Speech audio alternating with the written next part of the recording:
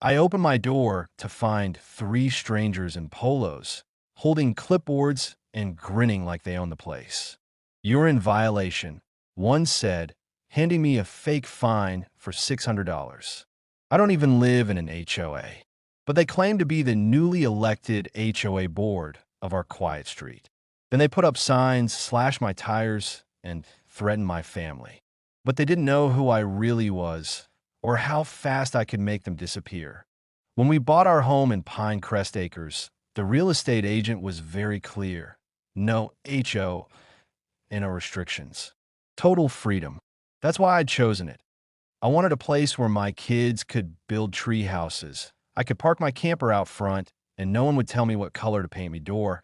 But last spring, everything changed that I came home from work one Monday and saw a laminated notice taped to my door.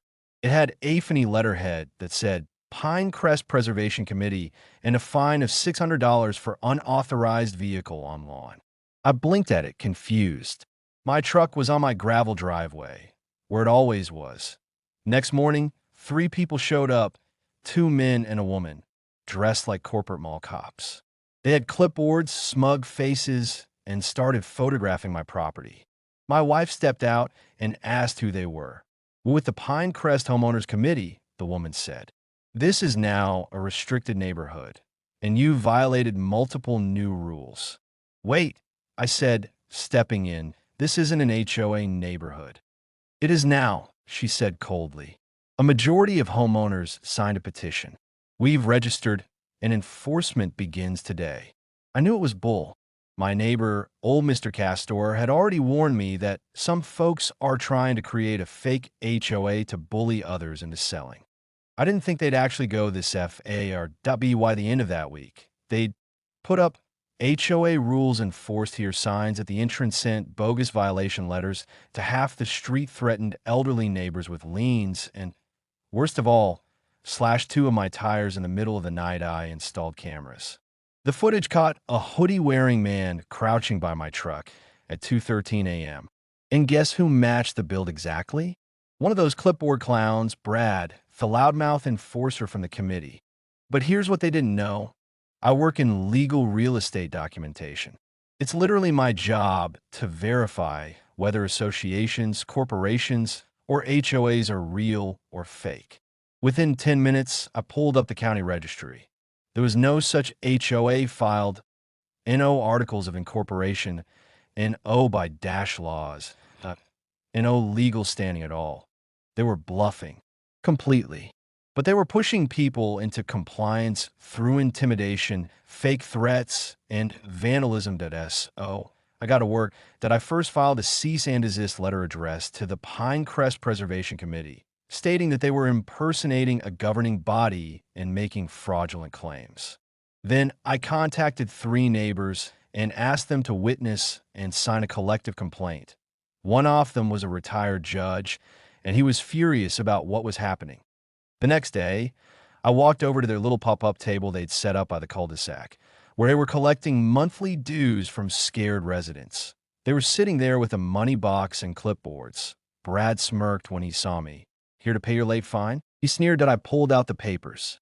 "Actually, I'm here to serve you a legal notice. You are hereby informed that your group is operating illegally, and further activity will be reported to the sheriff and DA." He laughed, but the woman beside him stopped smiling. Then I pulled out the final card. Also, I filed with the county clerk to publicly denounce any claim of HOA authority here that you're impersonating a non-existent body. It's punishable. You're done.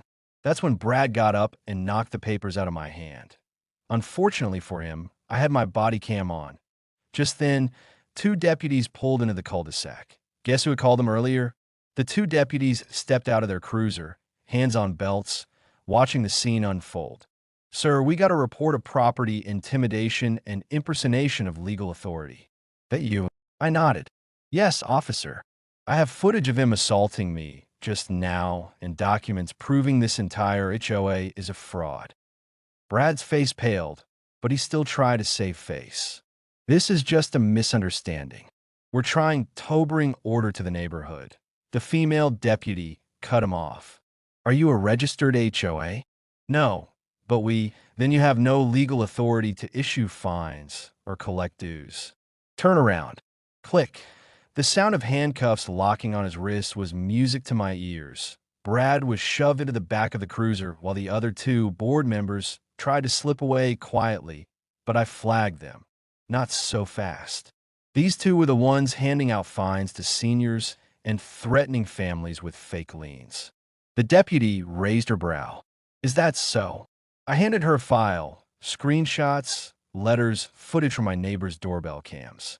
It was Oslam Dunk. They weren't arrested on the spot, but were told they were under investigation for fraud, harassment, and possible elder abuse. That night, I visited my elderly neighbor, Mr. Castor. He smiled through his oxygen mask. You did it, boy, he whispered.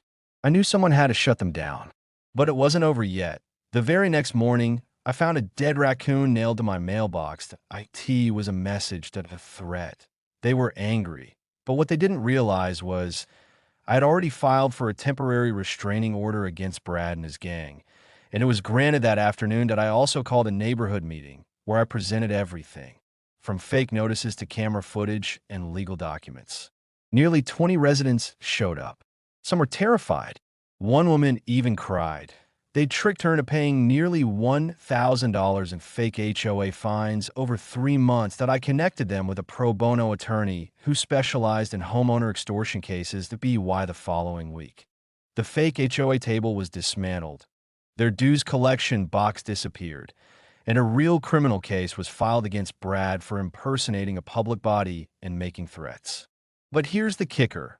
When the county investigator ran Brad's name, they found something shocking. He had already served time in Florida for running a similar HOA scam, that he was a repeat offender, targeting middle-class neighborhoods with no HOAs, starting fake ones, scaring people, and collecting illegal money.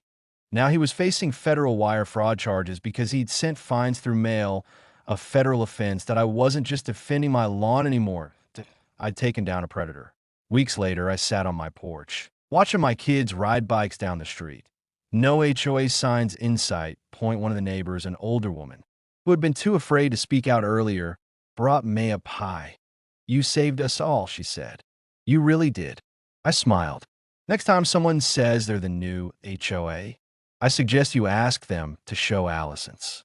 Because in Pinecrest Acres now, no one messes with our street again. If you found this story satisfying, don't forget to hit the subscribe button and turn on the bell, because we post new shocking HOA stories every day. Your support helps us share more stories where justice wins and bullies lose.